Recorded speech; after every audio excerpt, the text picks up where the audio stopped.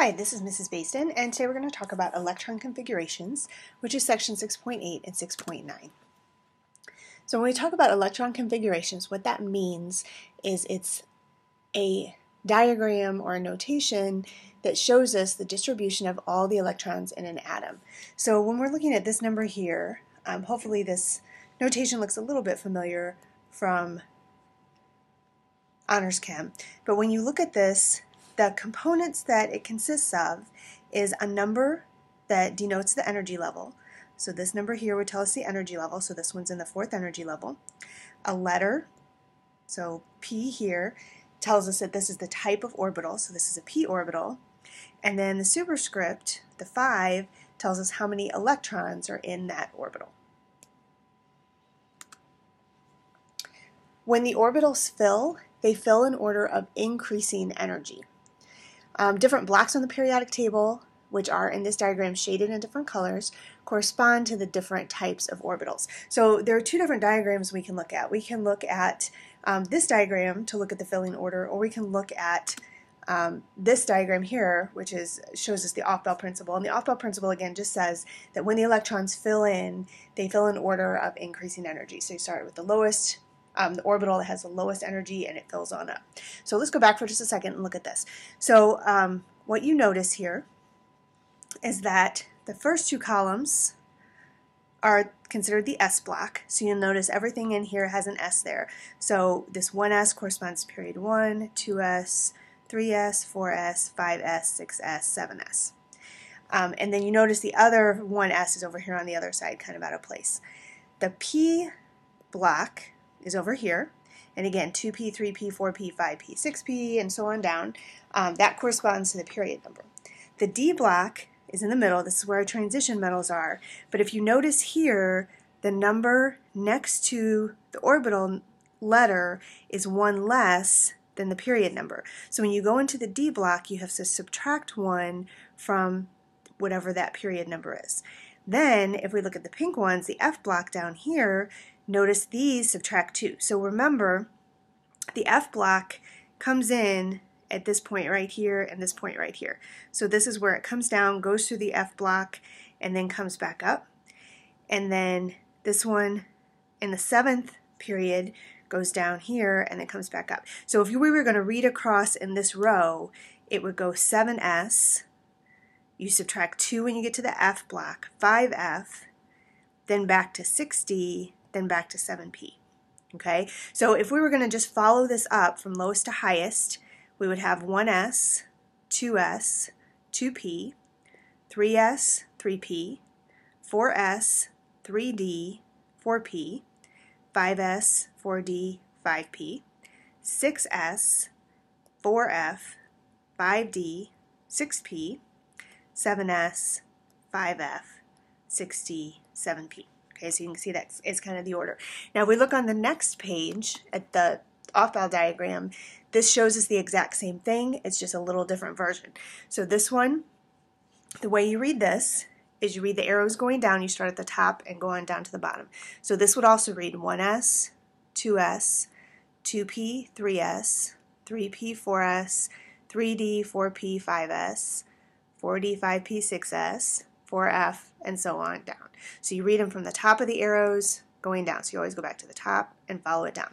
So again, what that shows us is if we are trying to do the electron diagram for something that has 40 electrons, this tells us the order to put them in. Now when you're drawing the diagrams for this, for the orbital diagrams, you have to remember that those p orbitals have 3 orientations, the d orbitals have 5, and the f orbitals have 7. Okay, so when you do an orbital diagram, this is more of a visual diagram that uses arrows to represent the electrons. And you can use boxes. A lot of the higher level textbooks use boxes for the orbitals. You could also just use a line for this if you wanted. Either way is fine. The electrons are represented with arrows, and then the direction of the arrow is kind of a representation of the relative spin of the electron. So if you remember from before when we talked about the Pauli exclusion principle, he said that no 2 electrons can have the same 4 set of quantum numbers. That last quantum number we added in the last set of notes was m sub s, which was the spin number, And remember we said the spin number could either be a +1/2 or a -1/2, which would correspond to the up arrow and the down arrow. So when you have two electrons in the same box or in the same orbital, they have to have opposite spins. One has to be a plus, one has to be a minus, or one has to be up, one has to be down. Another rule we have to consider is something called Hund's rule. What Hund's rule says is that if you have a degenerate orbital, or an orbital that has the same energy, so like the p's and the d's where there's 3 of the p orbitals, and then if you get to the d's, you've got 5 of the d orbitals. So if they have that same energy, the lowest energy is attained, so that the atom puts itself at the lowest energy state when the number of electrons with the same spin is maximized. So what that means is when you start filling those, if you notice down here, we fill up down in the 1s, up down in the 2s, but when we get to the 2p, if we have more than one electron, instead of going up down, you go up up, okay? And you fill each of those in with 1 before you go back and double up. Okay, before we called this the bus seat rule, or we referred to it as the bus seat rule. When you guys get on a bus, usually you put one person in each seat before you go back and double those spots up. So that's another way to think of that. Okay, the last notation you can look at is something called condensed configuration or noble gas notation.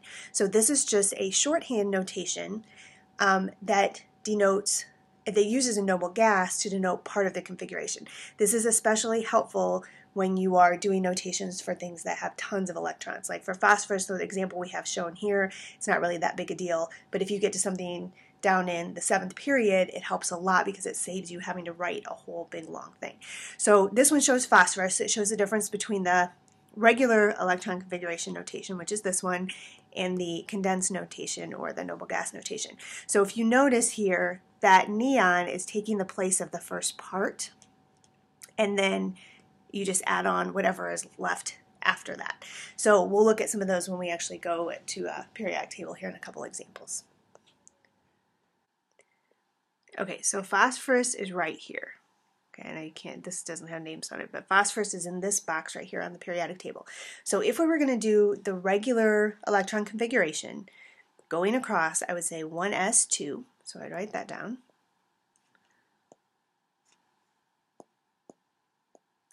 And I would go down to the next one, 2s2, 2p6. And I go to the next row, 3s2, and then this is where I get to where I'm almost at the element, 3p1, 3p2, 3p3. Okay, so that is my notation for phosphorus. So again, how I did this using the periodic table is I used the period number, so the 1, 2, 3, 4, etc. And I used the block to write this out. So instead of having to do an orbital notation first, I can just work through this with the periodic table. So this was 1s1, 1s2. When I leave a block, I write it down. So that's the 1s2. Then 2s1, 2s2, write it down. 2p, 1, 2, 3, 4, 5, 6 to get across there. 2p6, 3s1, 3s2, leave the block, write it down. 3p1, 3p2, 3p3. The last thing you write is the actual block that one is in, so you do include that. Now, if you were going to do a noble gas notation, you would find the element again, which we did here. You would go to the row above and go to the end and look for the noble gas. So this is the noble gas, and this is neon. This is the noble gas that comes before we get to phosphorus. So then, if we're going to do it that way, we would use the notation for the noble gas in brackets. So we would put Ne in brackets, meaning phosphorus has the same configuration as neon with the addition of whatever's in this row right here. So 3s2, 3p3. So it would be neon, 3s2, 3p3. So again, you find the element, you go to the row above, and then go to the end and find the noble gas that comes before it. Put that in brackets, then go to the row that it's in, work your way across until you get to your element. Okay, there are a couple irregularities when you are using that off-bell principle or this filling order. There's a couple places where the atom is more stable when it actually skips in orbital. So where this happens is where there are enough electrons to half fill d orbitals on a given row. So for example, if we look at an example, the electron configuration, and this should actually be chromium instead, this is Cr, this one here.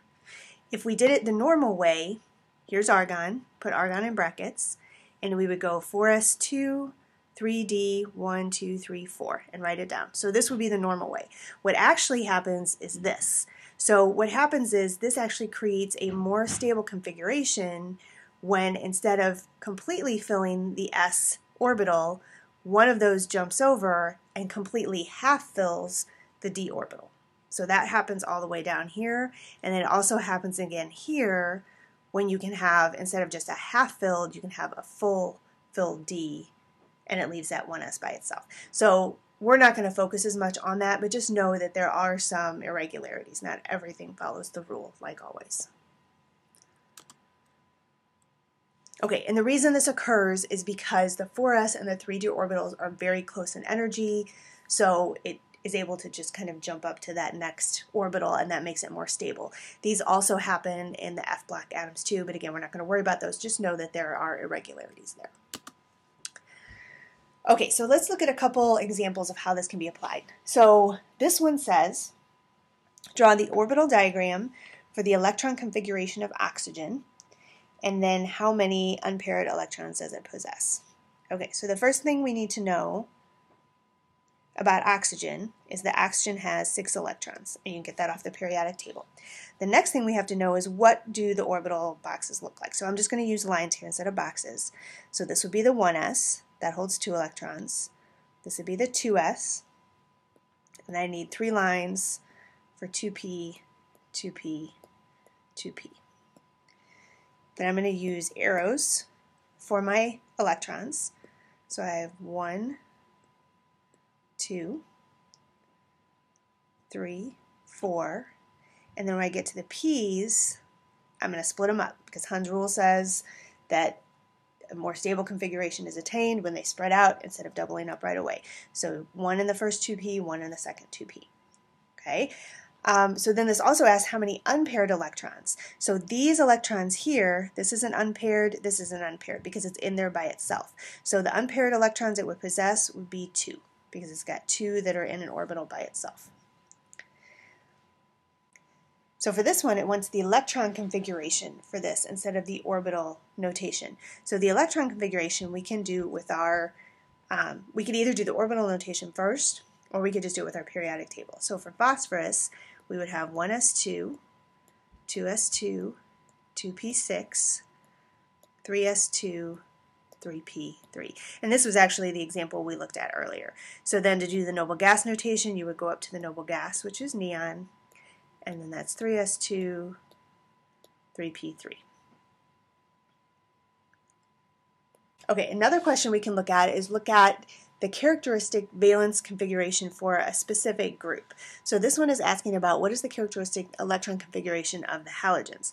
So the halogens are this group right here, and we can use N to represent the period number. So no matter what the period number is, it's always going to end up as NS2 NP5. So that could stand for 2s2, 2p5, 3s2, 3p5, etc. going down. And again, the reason we're only looking at the last part of this is because we just care about the valence electron part. So this is the part where if we did the noble gas notation, this is that part at the very end. And that comes from this right here. So we have to go 2 through the S block, and then 1, 2, 3, 4, 5 to get to the halogens.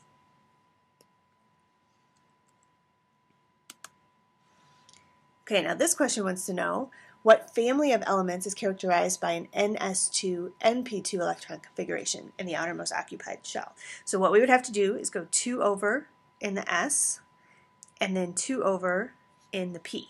And if we looked here, this is oxygen at the top here, so this we could call the oxygen family, or we could call this group 14. So either way. So let's call this group 14. Based on its position in the periodic table, write the complete and condensed configuration for bismuth, and then how many unpaired electrons does it have. Okay, so on this periodic table we have here, bismuth is right here, so this is Bi. And as we go through, we're going to use this periodic table to kind of go through and see how you would do this without having to do the orbital notation. So I'm going to start up here, again knowing the numbers here. The other thing we have to be aware of is if we're in the S or the P block, the number is the same as the period. If we go into the D block, we subtract 1 from whatever period we're in. If we go to the F block, we subtract 2 from whatever period we're in. Okay, so let's go through until we get to bismuth. So this would be 1s2, and as soon as I leave it, I'm going to write it down. 2s2, 2p6, 3s2, 3p6, 4s2, now I'm in the D block, 3d10, because that's how long it takes to go across, and then back to 4p6, 5s2, 4d10, 5p6, okay, so I'm right here, and then 6, I'm going to move down here, 6s2. Now here, this is when we have to skip down here. We can't forget about the F block. Then it goes to 4f14, then back up, 5d10, and then we're finally where we're getting close to bismuth, and then it's 6p1, 2, 3 to get to bismuth. So again, in the 6 and 7, you have to remember to go down. Again, we subtract 2 from the period number. When you go back to the D, you're only subtracting 1. When you go back to the P, you go back to your regular number. Okay, this is where the noble gas notation comes in handy, because instead of having to do all this, all we have to do is go to the noble gas above it. So we go up and all the way over. This happens to be xenon. So xenon gets brackets around it, and then we still have to do 6s2. We still have to go through the F block, 4f14, back to 5d10, and then 6p3. So that helps a lot in terms of how much you have to write down there. Okay, last one is just to write the condensed configuration for cobalt. Okay, so cobalt is right here. This is cobalt. And this time we're just going to do the noble gas notation. So I'm going to go up and all the way to the end. Here's my noble gas. This noble gas is argon. So argon is in brackets. Then I go to the row that it's in. I have to go through the S block. 4s2. Drop a number because I'm in the D block. If I count over, that's 1, 2, 3, 4, 5, 6, 7. So 3d7.